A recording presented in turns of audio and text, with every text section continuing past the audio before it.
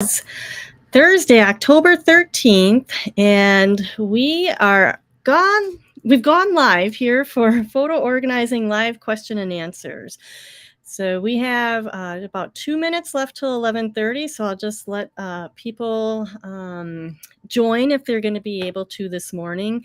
Please feel free to drop a note in the comment or chat section, especially if you have a question for today. I'll try to answer it if I can. And then we'll just kind of wait and see who else might join us. Oh, Marva is here. Let's say hello to you. How is the weather down there? I was just talking to someone from Texas, 2 days ago, and it's still pretty hot, it sounds like, down there. And we'll see how hot it is by you today. We are in Wisconsin right now, and we have about 60s degrees weather. So here is Karen from Ohio. Good to see you again, and hoping the weather is good for you. And weirdly, I was just talking to someone from Cincinnati this morning. So it makes the country a little smaller when you have online events, for sure. And Marva says it is hot. I heard that, like 90s yet. We're in the throes of full fall autumn here in Wisconsin, and it's been nice. So hide that. And it is 11:30, so I'm going to just start with the things that I wanted to cover today. And if you have a question, definitely drop it in the comments or chat area and I'll try to answer it. All right. So I'm Molly, if you haven't met me already, and I own Pixologie. We are a photo estate company in Milwaukee, Wisconsin, and we help people organize their photos, slides, videos, film, and negatives, and so much more into an archive that can be enjoyed and shared today and passed on to future generations. I also do online programs like this just to help people with their photo collections. It's so important that we save our pictures because, literally tomorrow could be too late. And I'm really passionate about helping give people the tools they need and the motivation to keep going, because saving your photos is not like something you get done in a weekend. We have people in our course who've been working on it for a year now, and there's always going to be new pictures. So that is why I'm here to support you along the way. So with that being said, let's look at the agenda. What I wanted to cover today is finding a photo from 2006. Can you do that? All right. And then folder naming. We had a question last week about the proper way to name folders, so I'll touch upon that today in more detail. I also have had a problem come up recently with Duplicate PhotosFixer Pro. This is the duplicate finding program that I recommend for PC users with a virus problem. Okay, and then we're going to talk about corrupt digital photos. Not a lot of good news there for you, but we're going to touch upon it. And then I also wanted to talk about the portrait feature on an iPhone. This picture that you're looking at here of the pumpkin with the blurred out background was taken with an iPhone. I just cannot believe how far our smartphones have come with being able to take photos. So before I dive into the first topic, I do want to say hi to Philippe, who is from New York. I knew a Philippe in college. He was, we had a lot of fun. Those were fun times together. So thanks for joining and saying hello. This photo is a blast from the past. And it's actually me in the center there in 2006, and the woman standing next to me, her name is Janet. Back in those days, I was an adult daycare director, and we had the opportunity to be at the Milwaukee Art Museum with a very special program that Janet ran. It was through a company called DanceWorks, and it brought disabled seniors together with kids. And this picture I did not know existed until Friday. And what happened is Friday, we had a tour of people here from a community college extension program. And Janet was in that group. And she said, "I can't believe it's you, Molly." And I couldn't believe it was Janet. I couldn't even remember how I knew her. This is, 2006 is not that long ago. So so she reminded me, we were at the Adult Day Center and we had DanceWorks, and she told me about all of these pictures that she had. And not 3 hours later, I had a text from her with these photos in it. Okay. These are pictures I didn't know existed, and she sent them to me within 3 hours. I am pretty impressed with that. So on the left-hand side, these are pieces of art that the kids and the seniors made together, and then they also had an activity. This is in the Calatrava, the Milwaukee Art Museum, beautiful location. And on the right, the kids and the seniors are doing a little exercise with balloons, and it's so much fun to have these memories come back to life. So I really want to make sure that people can find a picture from 2006. You could delight someone by sending a photo like this, okay?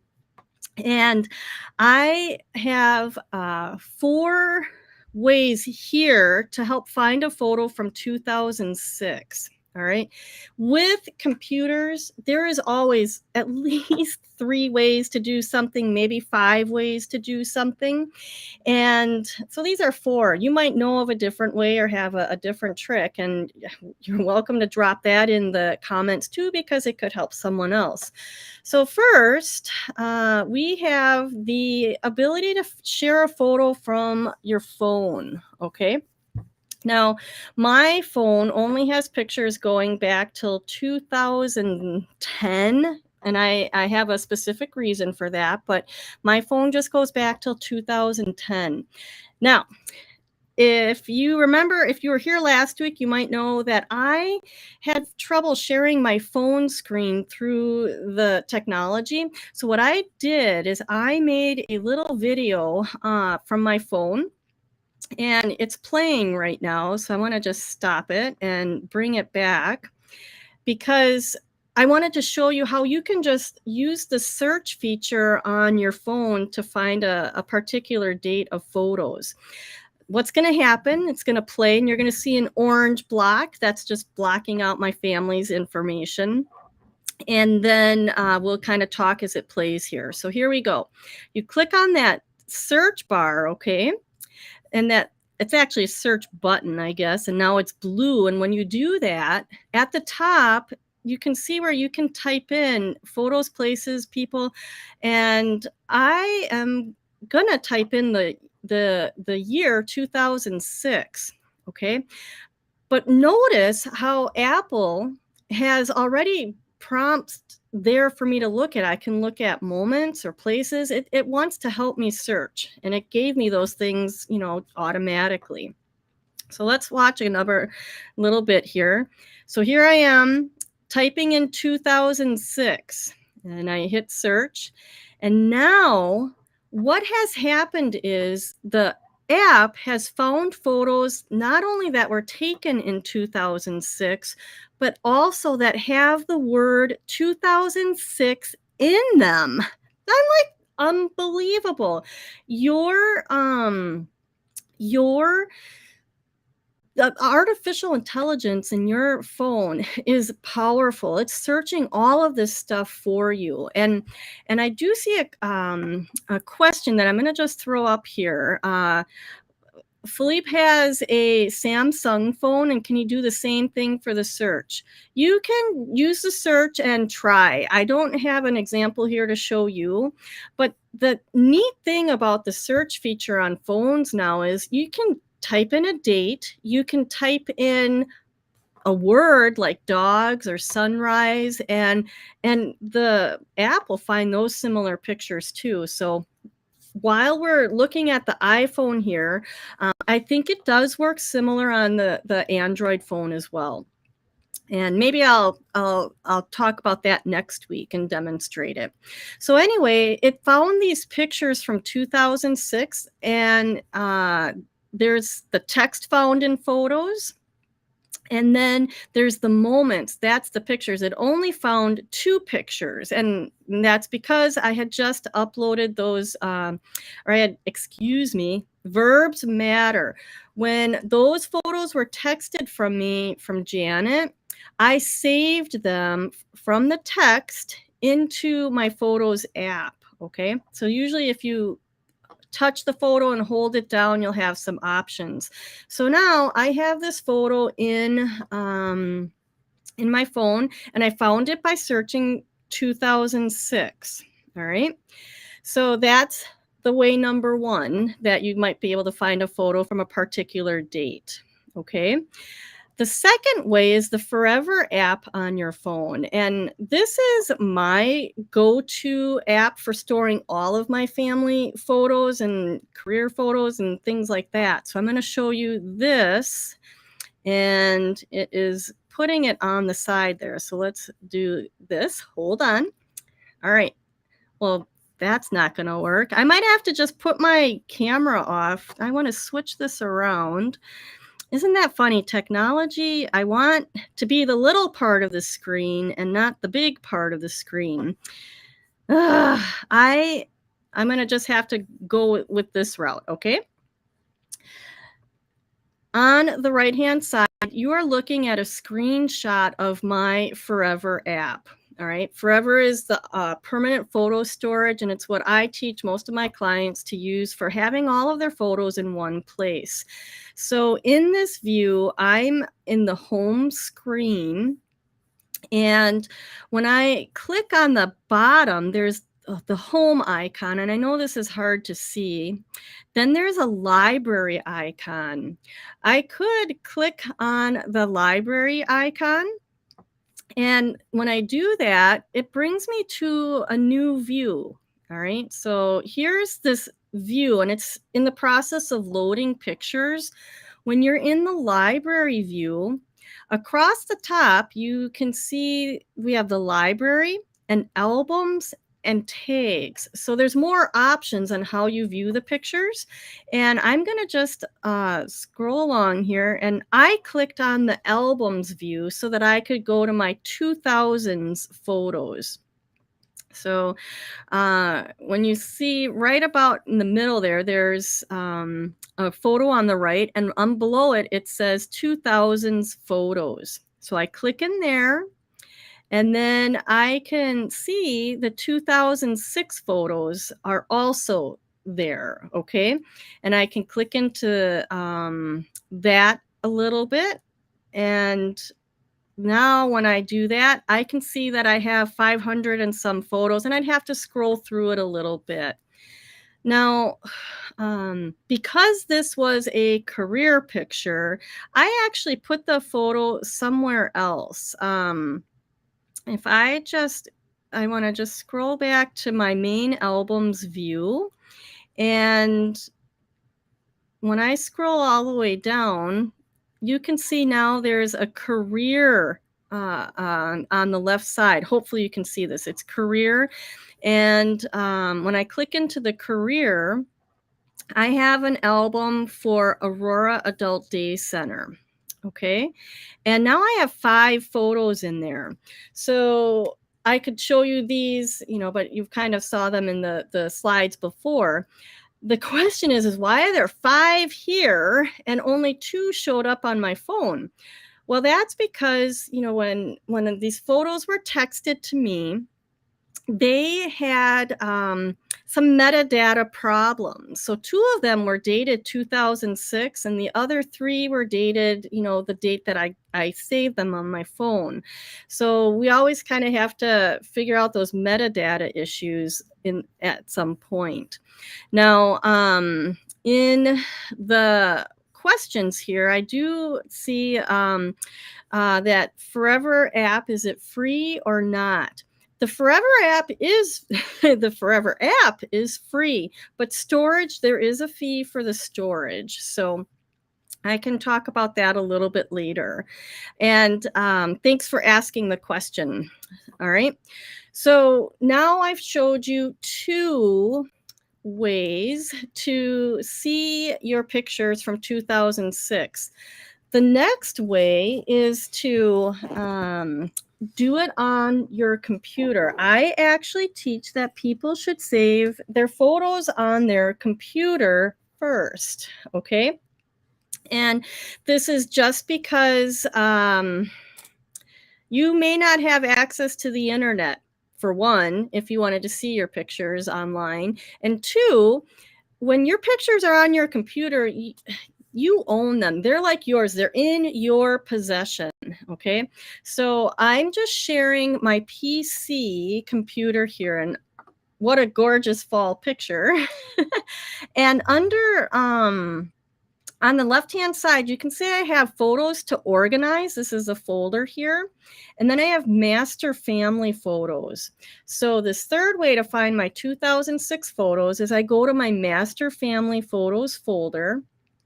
All right. And then I have my 2000s photos folder, and I click in there.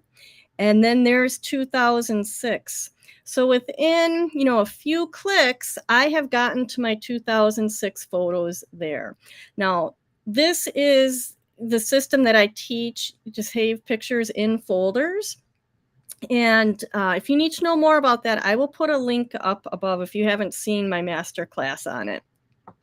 Okay, so then I just want to point out that I still did not save those pictures from 2006. I put them in my career album or career folder on my computer. So here's career, and then same folder that matches what I have up in Forever.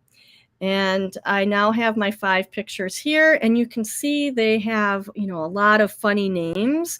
And renaming photos is a topic for another day. That is, just what happens when you share pictures this way. Sometimes the names get really long and complicated looking. All right. Then I want to just show one more thing. On the 4th way to see your pictures is to actually go to Forever Online. All right, so you saw the app on my phone, and now I'll just go down and you can access your pictures online. So here's Career, and then there's Aurora Adult Day Center again. Okay, so those were the 4 ways to find a picture that I, can think of off the top of my head.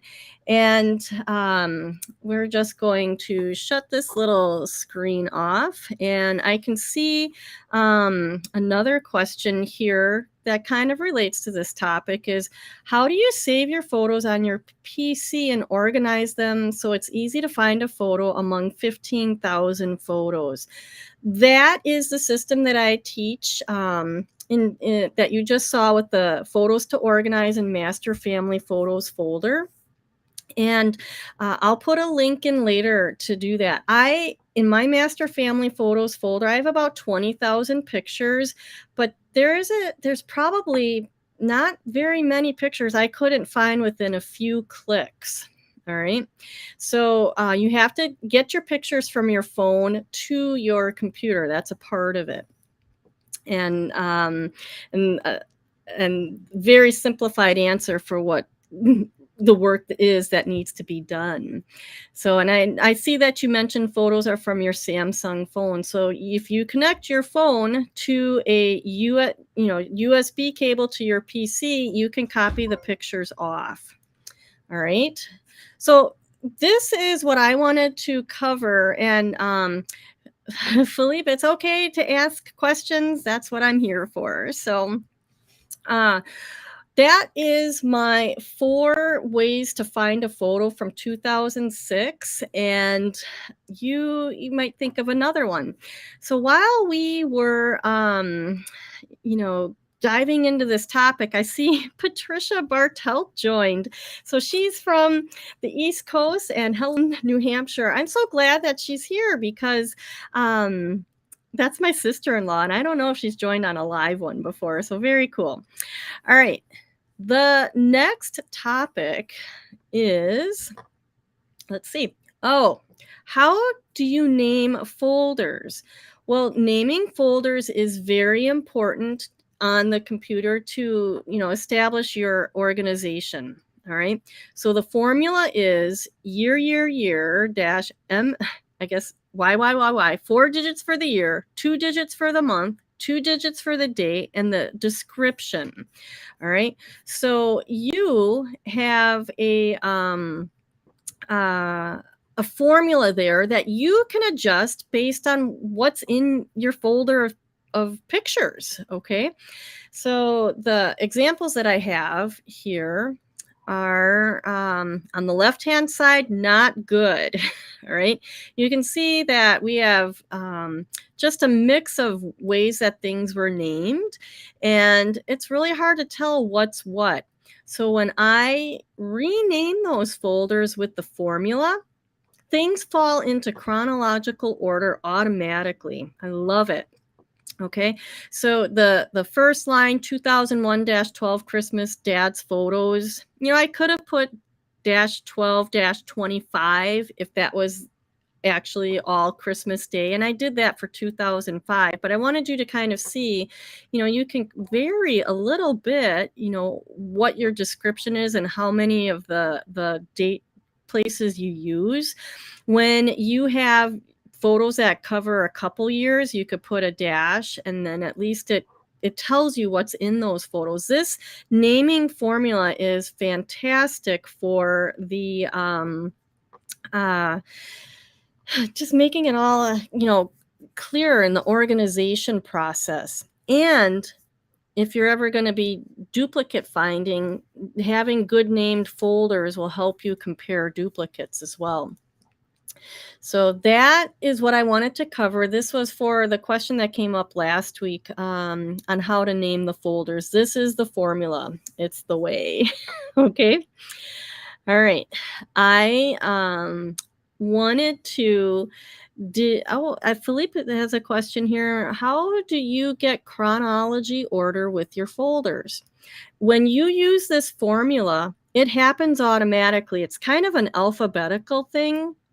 When you use the formula with the year first and then a dash and dash, it just organizes automatically that way. So you use the formula and you should be set. All right. And you do that on your PC in the File Explorer, which reminds me, Karen mentioned that File Explorer, you can search in File Explorer for a date. That I didn't put that on my list of ideas, so that was great. All right. And File Explorer is like your partner in the photo organizing job. Okay. So speaking of other ways to search for files, because I asked that question, Marva mentioned she's got a little click free that connects her phone to her iPhone and then to her computer. So she has something that connects her iPhone to her computer, which is a good tool to have, depending on all the devices and the new connectors that are out there. Okay, and then I wanted to ask sorry, quick question. So Philippe's asking about File Explorer for PC.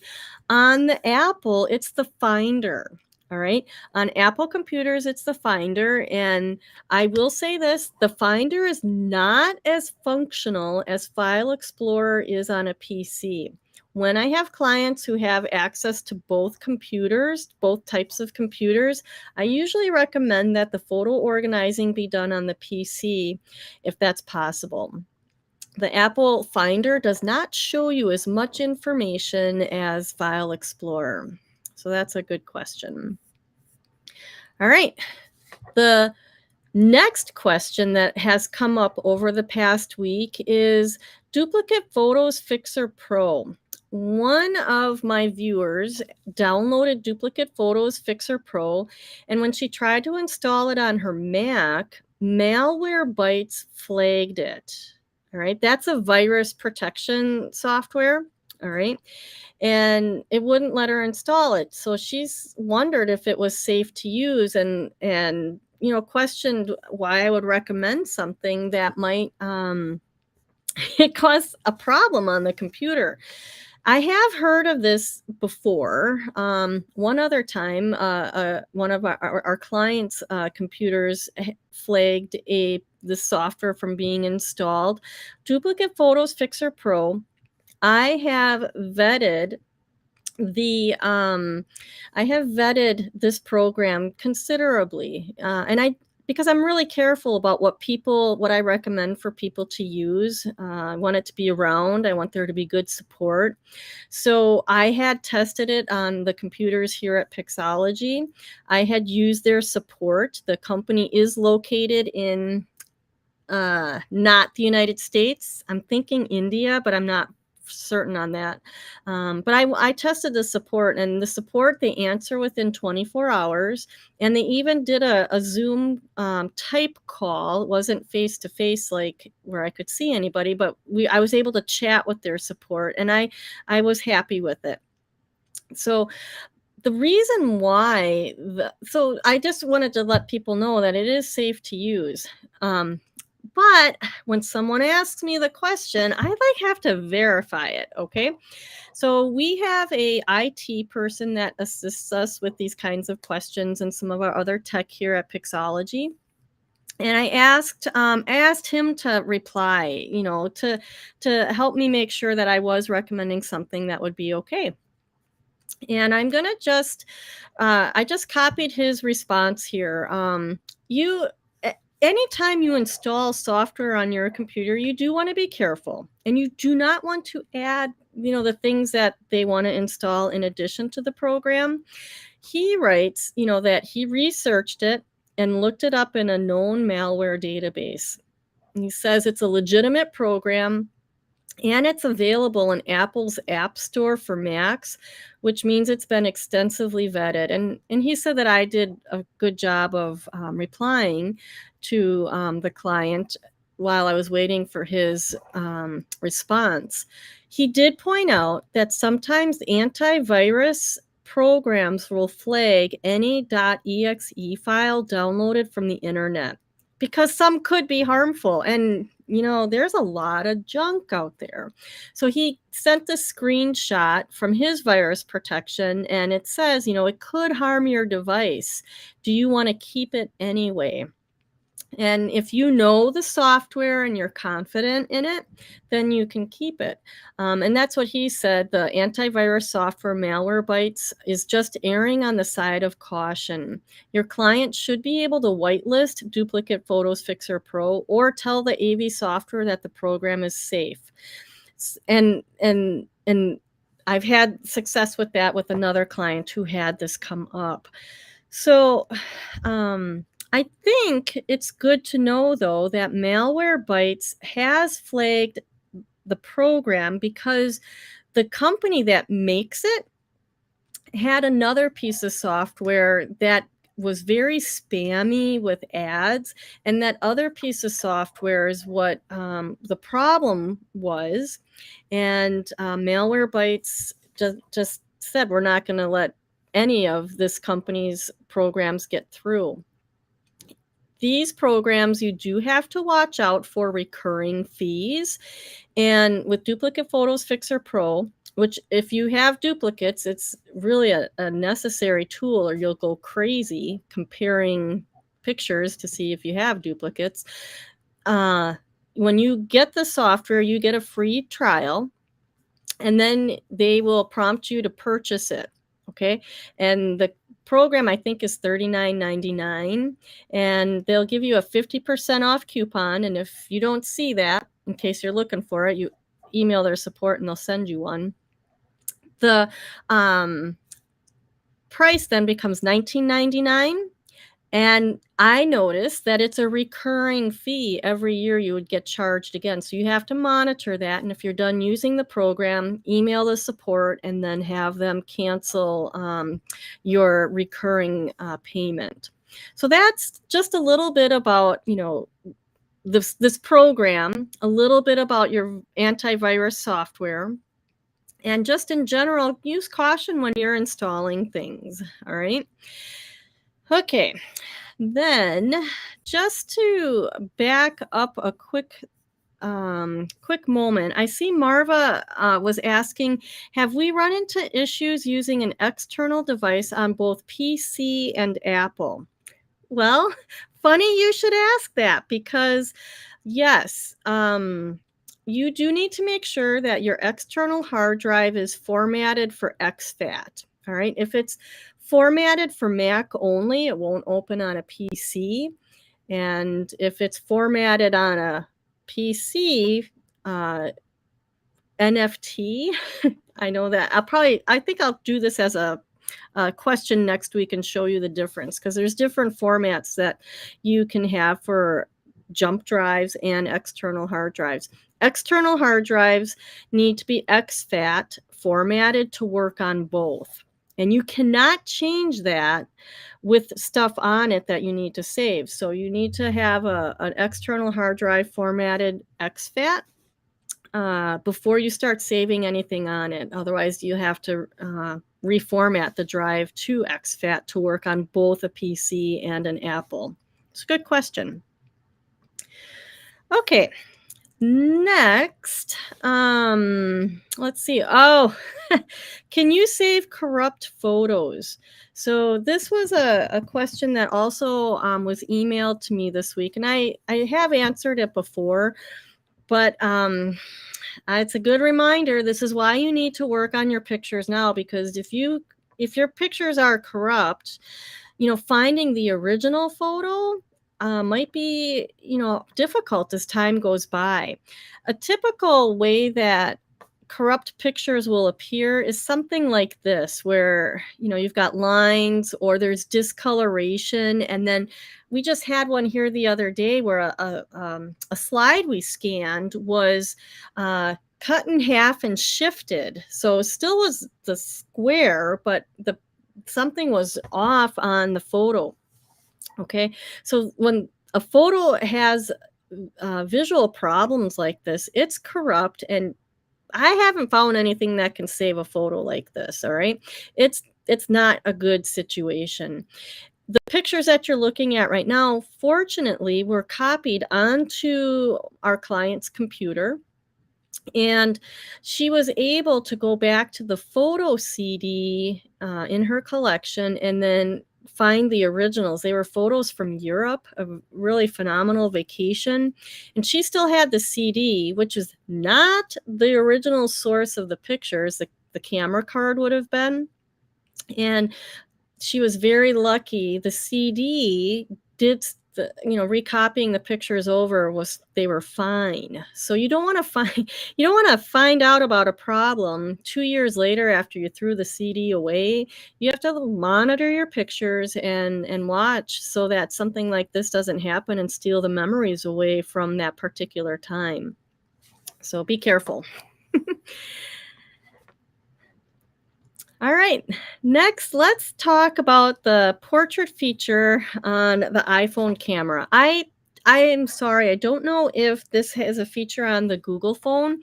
There are features on your camera, whether you use an iPhone or a Google or an Android phone, that allow you to do very creative things with your pictures, like I did with the pumpkin in the beginning of this program. Right now, we're looking at two photos, just taking a second apart. The left one is just using the regular photo camera, how would you phrase it? It's just using the regular camera mode. the mode. The camera mode was photo. All right. So you can see I have this very messy, there's a lot of stuff on the shelves behind me. Okay. And you can see exactly, oh, that's a couple of old Mac computers and some bins, whatnot. When you use the portrait mode blurs the background. And now it takes, the picture to a new level, and it's more interesting. It's got kind of a professional look. It's got to look like you used an expensive camera to get that blurred background. I can't believe iPhones can do this now. It's the portrait mode on your iPhone. All right. And I just took a screenshot. So here on the left is my same picture with the blurred background. And if you look across the bottom, you can see the photo mode is to the left and portrait mode is on. I think it's a really nice upgrade to the cameras. I think iPhone 13 and maybe the iPhone 12 might have that. I don't remember for sure. But just wanted you to know that you could really change how a picture looks with your smartphone. And that pumpkin picture is a great example. If I didn't have the portrait mode on, you'd see, that second pumpkin in the background more clear, and it just wouldn't be as interesting of a photo. So that's the portrait mode. I just wanted to, give you the heads up on something fun that I've been enjoying using, and maybe it'll help you take your kids' senior pictures. Might save some money. Or maybe you should consult a good photographer, like you like support the local photographers too. All right. Okay. Those were the topics that I wanted to cover today. And I just, I'll throw out there, is there any other questions? You can definitely put them in the chat. And even if you think of something later, put it in the chat, and then I'll try to answer it next week, Thursday. So for those of you who, need some more help and motivation, my calendar link, I'll put in the area here in the chat. And I am going to just copy all of the links for today in the chat area so you can have access to them right off the bat. I love talking with people and learning about your photo challenges. It helps me help other people. And, your question is probably not unique. Other people will probably have it too and watch this sometime later. So with that being said, I do not see any other questions. Then I think I'm going to wrap up the program for today, and definitely let me know if you've got something on your mind, you need some motivation, inspiration, or education, and I'll try to answer something for you. Thank you so much, and you guys have a great rest of the week.